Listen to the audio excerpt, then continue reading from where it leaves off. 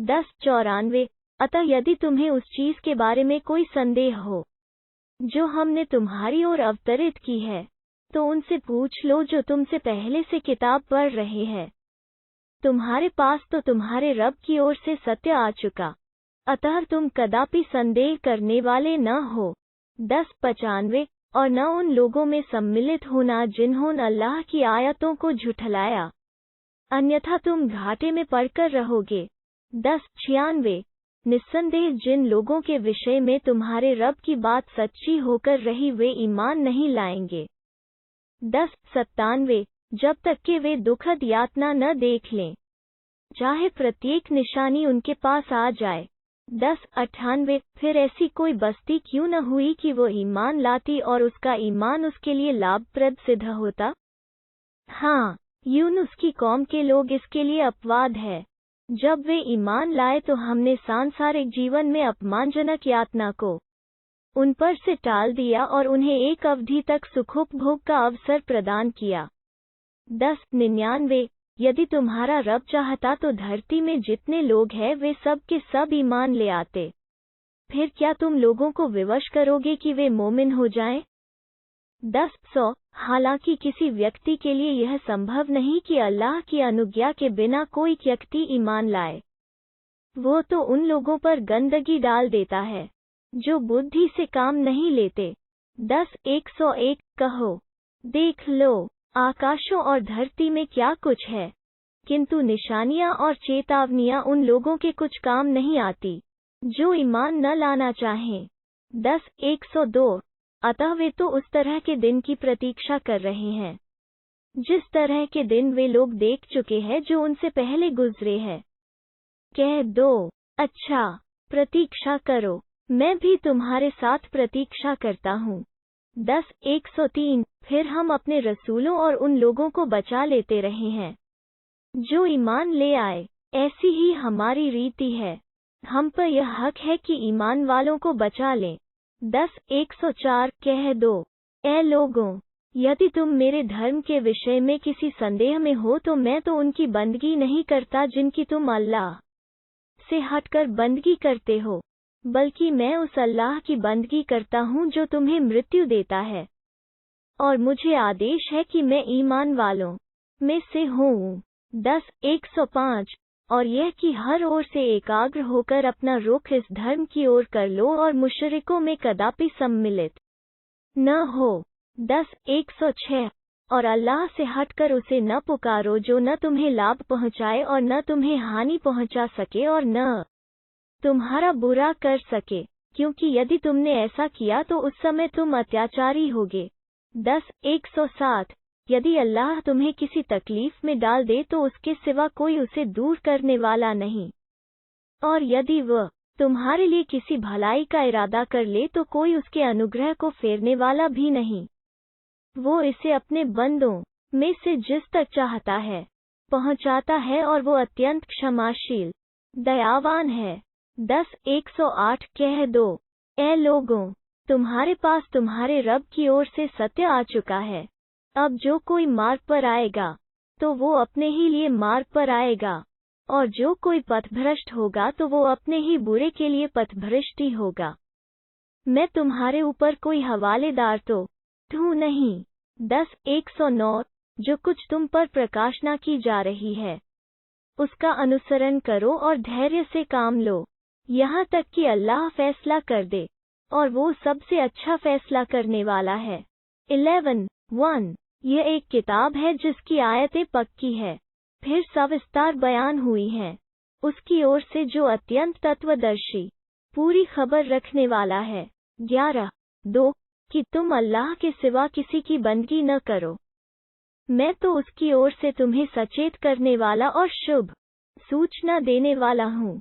11:3 और यह कि अपने रब से क्षमा मांगो, फिर उसकी ओर पलट आओ, वो तुम्हें एक निश्चित अवधि तक सुखोपभोग की उत्तम सामग्री प्रदान करेगा, और बढ़ बढ़कर कर्म करने वालों पर वो तदधिक अपना अनुग्रह करेगा। किंतु यदि तुम मुंह फेरते हो तो निश्चय ही मुझे तुम्हारे विषय में एक बड़े दिन की यातना का भय है।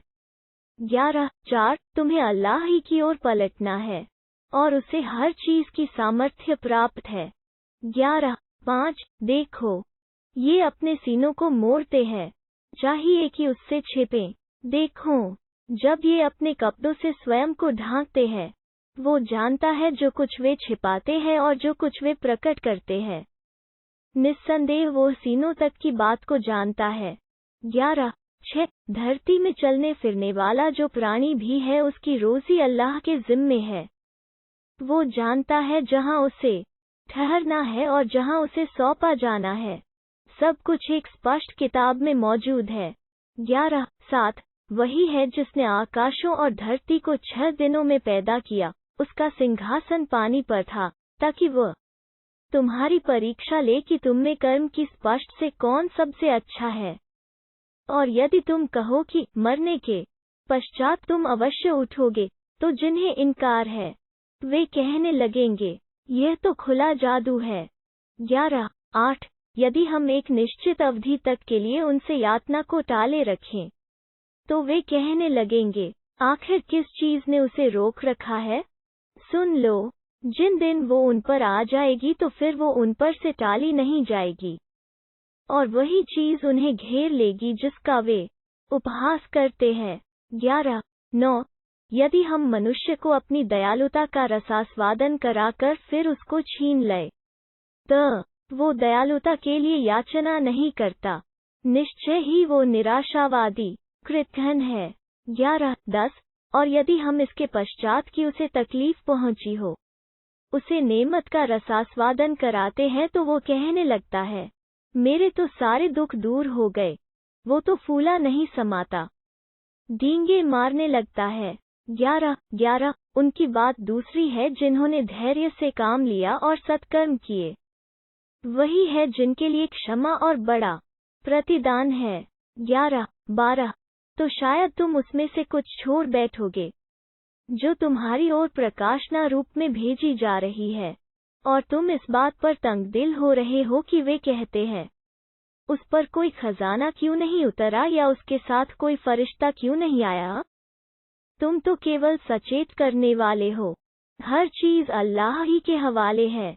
11.13 उन्हें कोई शंका है या वे कहते हैं कि उसने इसे स्वयं घड़ लिया है? कह दो, अच्छा, यदि तुम सच्चे हो तो इस जैसी घड़ी हुई 10 सूरतें ले आओ और अल्लाह से हटकर जिस किसी को बुला सकते हो, बुला लो। 11.14 फिर यदि वे तुम्हारी बातें न माने तो जान लो, यह अल्लाह के ज्ञान ही के साथ अवतरित हुआ है, और यह कि उसके सिवा कोई पूज्य प्रभु नहीं। तो अब क्या तुम मुस्लिम आज्ञाकारी होते हो? 11.15 जो व्यक्ति सांसारिक जीवन और उसकी शोभा का इच्छुक हो, तो ऐसे लोगों को उनके कर्मों का पूरा पूरा बदला हम यहीं दे देते हैं और इसमें उनका कोई हक नहीं मारा जाता। 11.16 यही वे लोग हैं जिनके लिए आखिरत में आग के सिवा और कुछ भी नहीं। उन्होंने जो कुछ बनाया, वो सब वहां उनकी जान को लागू हुआ और उनका सारा किया धरा मिथ्या होकर रहा। 11.17 फिर क्या वो व्यक्ति जो अपने रब के एक स्पष्ट प्रमाण पर है और स्वयं उसके रूप में भी एक गवाह उसके साथ साथ रहता है, और इससे पहले मूसा की किताब भी एक मार्गदर्शक और दयालुता के रूप में उपस्थित रही है, और वो जो प्रकाश एवं मार्गदर्शन से वंचित है, दोनों बराबर हो सकते हैं, ऐसे ही लोग उस पर ईमान लाते हैं। किंतु इन गिरोहों में से जो उसका इनकार करेगा, तो उसके लिए जिस जगह का वादा है वो तो आग है। अतः तुम्हें इसके विषय में कोई संदेह न हो, यह तुम्हारे रब की ओर से सत्य है, किंतु अधिकतर लोग मानते नहीं। 11.18 उस व्यक्ति से बढ़कर अत्याचारी कौन होगा जो अल्लाह पर थोपकर झूठ घड़े? ऐसे लोग अपने रब के सामने पेश होंगे और गवाही देने वाले कहेंगे, यही लोग हैं जिन्होंने अपने रब पर झूठ घड़ा। सुन लो, ऐसे अत्याचारियों पर अल्लाह की लानत है। 11.19 जो अल्लाह के मार्ग से रोकते हैं और उसमें टेढ़ पैदा करना चाहते हैं, और वही आखिरत का इनकार करते हैं। 11.20 वे धरती में काबू से बाहर नहीं जा सकते और न अल्लाह से हटकर उनका कोई समर्थक ही है। उन्हें दोहरी यातना दी जाएगी। वे न सुन ही सकते थे और न देख ही सकते थे। 11:21 ये वही लोग हैं जिन्होंने अपने आप को घाटे में डाला और जो कुछ वे घड़ा करते थे वो सब उनमें गुम होकर रह गया।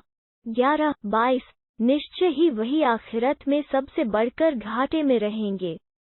11:23 रहे वे लोग जो ईमान लाए और उन्होंने अच्छे कर्म किए और अपने रब की ओर झुक पड़े, वही जन्नत वाले हैं, उसमें वे सदैव रहेंगे। 11:24 दोनों पक्षों की उपमा ऐसी है जैसे एक अंधा और बहरा हो और एक देखने और सुनने वाला। क्या इन दोनों की दशा समान हो सकती है? तो क्या तुम होश से काम नहीं लेते? 11:25 हमने नूह को उसकी कौम की ओर भेजा। उसने कहा, मैं तुम्हें साफ साफ चेतावनी देता हूँ। 11:26 यह कि तुम अल्लाह के सिवा किसी की बंदगी न करो। मुझे तुम्हारे विषय में एक दुखद दिन की यातना का भय है। 11:27 इस पर उसकी कौम के सरदार जिन्होंने इनकार किया था कहने लगे, हमारी दृष्टि में तो तुम हमारे ही जैसे आदमी हो और हम देखते हैं कि बस कुछ ऐसे लोग ही तुम्हारे अनुयायी हैं जो पहली स्पष्ट में हमारे यहाँ के नीच है। हम अपने मुकाबले में तुम में कोई बढ़ाई नहीं देखते, बल्कि हम तो तुम्हें झूठा समझते हैं। 11:28 उसने कहा, ऐ मेरी कौम के लोगों, तुम्हारा क्या विचार है?